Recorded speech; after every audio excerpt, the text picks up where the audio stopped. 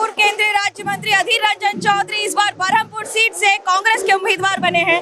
कितना भरोसा है इस बार जीत का अधीर दा? हमारी जान पहचान वाली जगह है, जीतने के लिए लड़ते हैं। हम लोगों के ऊपर निर्भर करता है उनकी राय क्या होगी। मैं कोई भविष्यवाणी नहीं कर सकते।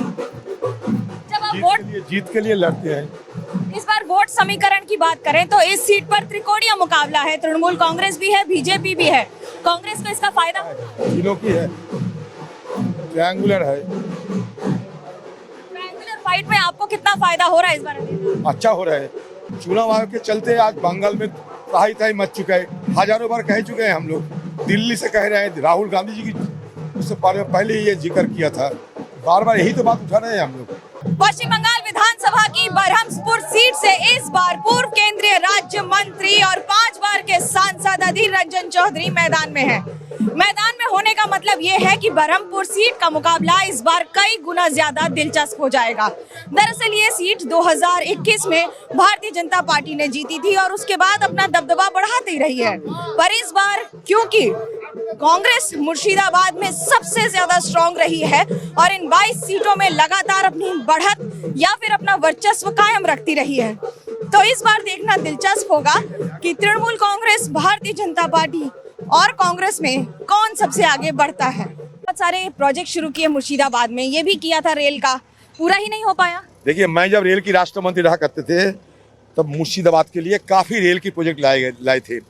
चाहे डबल लाइन हो, चाहे डबल लाइन के साथ इलेक्ट्रिफिकेशन हो, नई ट्रेन लाइन हो। सबसे महत्वपूर्ण काम किया मैंने मुर्शिदाबाद डिस्ट्रिक्ट में सियालदा और हावड़ा दोनों डिवीजन के बीच मैं एक ब्रिज बना के सारे रास्ता पर खुल दिया था, जिसके लिए आज इसी रास्ता से बड़ी संख्या में बड़े बड़े ट्रेन गुजरना शुरू हो चुके हैं। तो उस समय मुझे ये लगा कि बहरमपुर सिटी के बचाने के लिए बहरमपुर सिटी की तरफ दो तरफ से काफ़ी ट्रैफिक आवाजाही रहते हैं। तो नसीपुर और ये पंचानंतला 2014 से ये प्रोजेक्ट चल रहे हैं। 39 करोड़ रुपया मुझे अभी भी याद है, मैं सैंक्शन करवाया था, लेकिन वो काम ऐसा ही चल रहा है। वजह एक ही है कि किसी हालत में, किसी सूरत में अधीर चौधरी को किसी काम के लिए सेव ना मिले, ताली ना मिले। बस इसी के चलते ममता बनर्जी की सरकार यह अभी रुकवा के रखे हैं।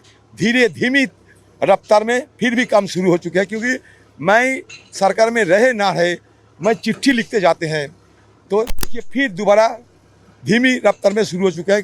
कुछ लोगों को विस्थापित करने की संभावना है।